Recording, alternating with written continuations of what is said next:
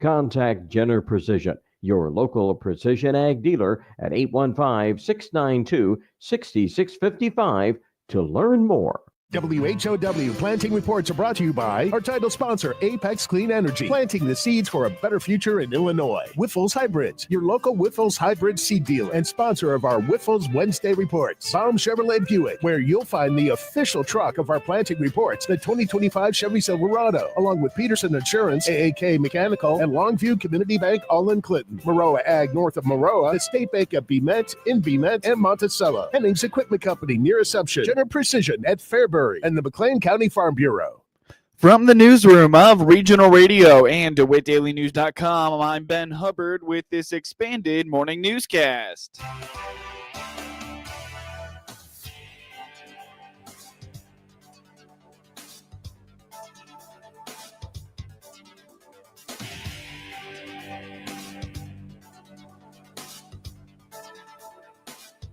Good morning, and thanks for being with us. This news is brought to you by Baum Chevrolet Buick in Clinton, your Silverado headquarters. Bringing leaders across DeWitt County together to support one another is the aim of a new initiative through the DeWitt County Development Council. On the WHOW Morning Show Monday, DCDC Executive Director Kurt Homan told Regional Radio that they want to increase collaboration between municipal leaders, county leaders, and the DCDC to be resources for one another. Where we're going to call it the DeWitt County Government Leaders Summit. And ultimately, it's bringing together all the government leaders from the communities together, or at least some of those. It may not be every council person, but representation from every government within every city or community government within the city, within the county, and bring those together in a room. And ultimately, the idea is there's probably some common interests that come in that room. A lot of potential collaboration can happen. Really, the idea came from, the county board was looking at updating its strategic plan here recently. Right. And they've decided to put that on hold, for financial reasons. And I understand that. But the reality of it is really we can pull those leaders together and have those same discussions that they may get from an update to their strategic plan, and maybe help the county board guide some decisions in the future. But also part of that is there may be some collaborative efforts that come out of that communities. Homan emphasizes this will not be just a Clinton and Farmer City focused group. He wants to have every community represented and hear from them. The other thing from DCDC's perspective, and maybe the county perspective as a whole, sometimes the Clinton and Farmer City, as the two largest communities, sometimes get most of the attention. And, there certainly are other very important communities within DeWitt County that may feel left out. So we want to get them in, and we want to hear their ideas and how we can assist them as well. Sure. I'm super excited about it. It's something we hope to turn into an annual event. And, it'll be, we don't have exact dates yet. We haven't made contacts with all the communities, but we're looking at a late summer time. Okay. We want to avoid vacation time, but we want to avoid back to school time as end of July-ish. According to Homan, the goal is for this to be beneficial to everyone who participates. He also believes it will be good for when leadership goes through a transition, like a couple of communities are about to this month. We don't want anyone to walk away from it thinking, oh my God, I just wasted an entire day, by any means. And I've been to those types of meetings, unfortunately. Sometimes, we just want to share, here's what's going on. Hey, if anyone can help in this regard, yes, we want to do that. So again, it's not going to be an all day or an all weekend summit. It's going to be a few hours, and we want to make it super productive. And we'll prep people coming in time. We may have them fill out a survey as well, so if they don't get to share everything, they can at least have brought things in that get to be left with everyone. So yeah, we don't want to make people dread this event, and I don't think we will. I think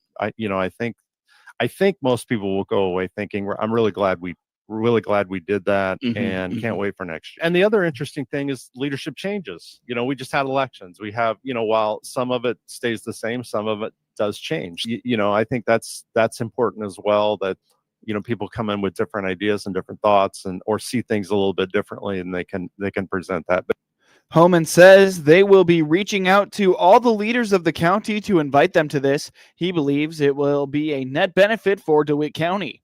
Coming up shortly on this expanded newscast, Monticello Schools leader discusses AI.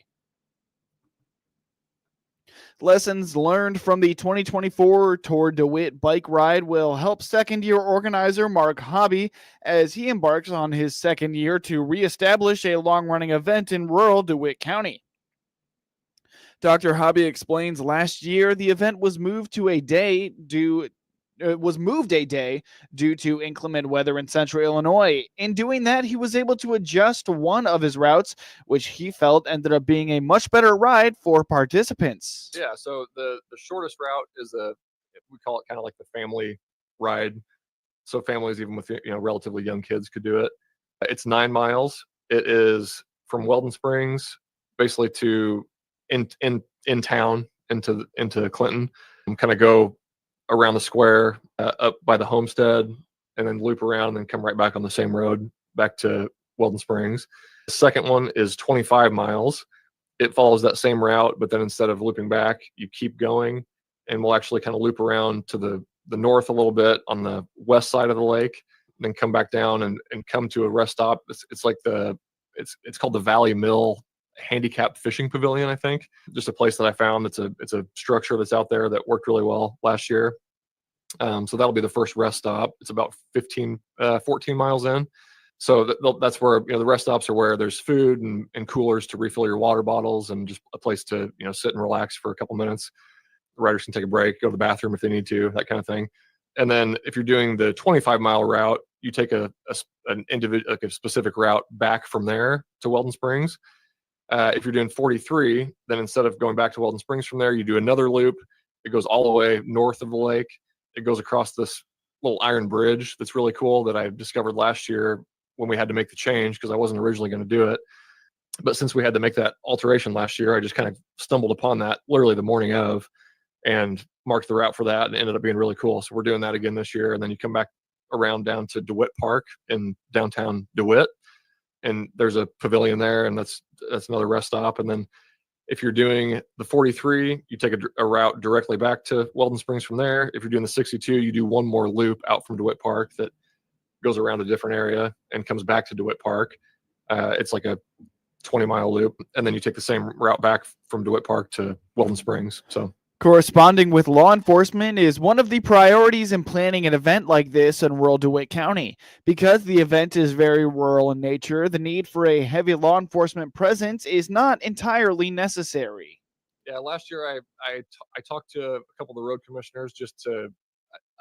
And one of the reasons I decided to change the date, I forgot about that, but they start doing road resurfacing in mid-June, which is oil and chip. And if you get on that on a fresh, if I make the routes and have it all planned out, and the day before they go and do that, that makes it for a pretty miserable ride if you get a 5-mile stretch that's loose gravel.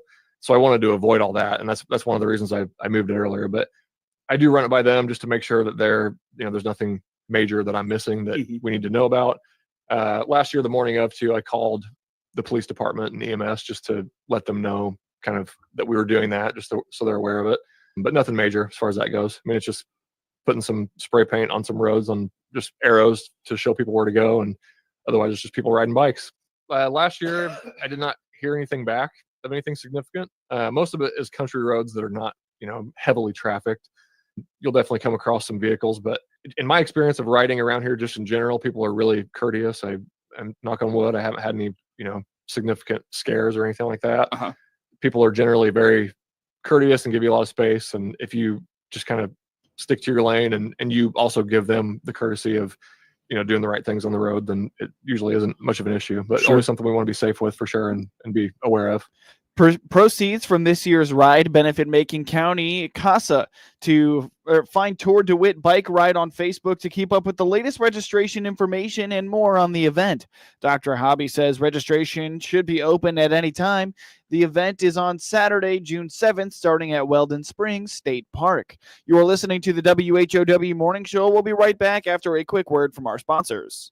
Experience the power of better connection with Connexus Fiber Internet. Connexus delivers ultra-fast, reliable speeds to keep you connected at the speed of life. Whether you're working from home, streaming your favorite shows, or gaming with your friends, Connexus has you covered. Say goodbye to buffering and dropped calls and say hello to fiber fast internet. Ready to upgrade your connection? Sign up today by clicking the Connexus icon at DeWittDailyNews.com. Nothing connects us like Connexus. Baum Chevrolet Buick offers full transportation options while giving you peace of mind.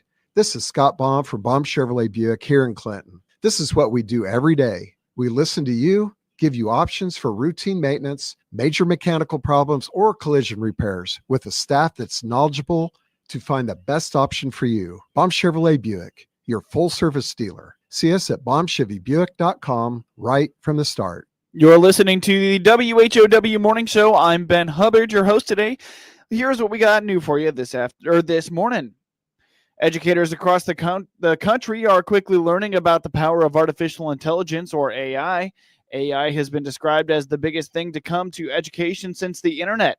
And Monticello School Superintendent Adam Clapp believes the budding world of AI could have very positive impacts on education. So I would agree. It could be the biggest change to education since the internet if schools kind of embrace it. So here at Monticello, we started looking into this over Christmas break. Clay Dunker, one of our computer teachers at the elementary schools, sent me an email just about AI, and we discussed and formed a study group.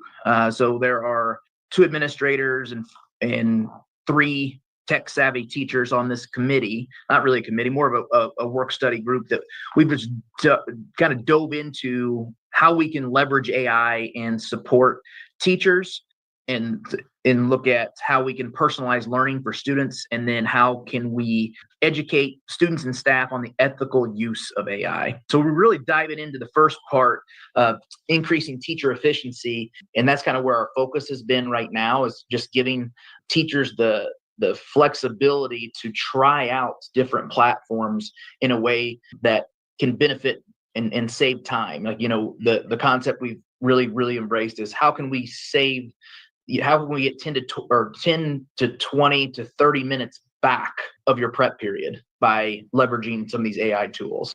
Districts across the area are beginning to dive into this internally with staff, whether it's special speakers and presenters or general internal focus groups. Clapp indicates Monticello is meeting monthly to continue to grow their understanding.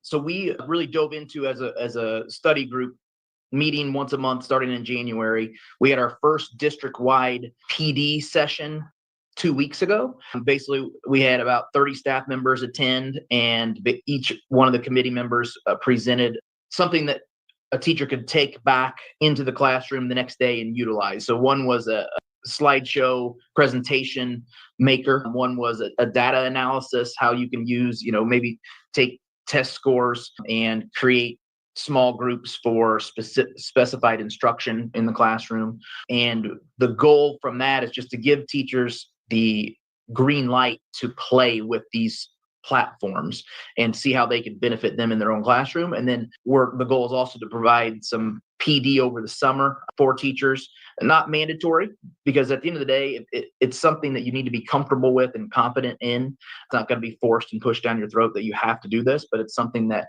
if we can show teachers benefits and then provide them the training necessary so they can be successful, that's what we want to do. And then we'll also have some PD opportunities next fall for just what's on the cutting edge, things like that. So there's several platforms that are out there. Magic School AI is one that's huge, and there's the free version, there's a paid version. We're going to get some training on that.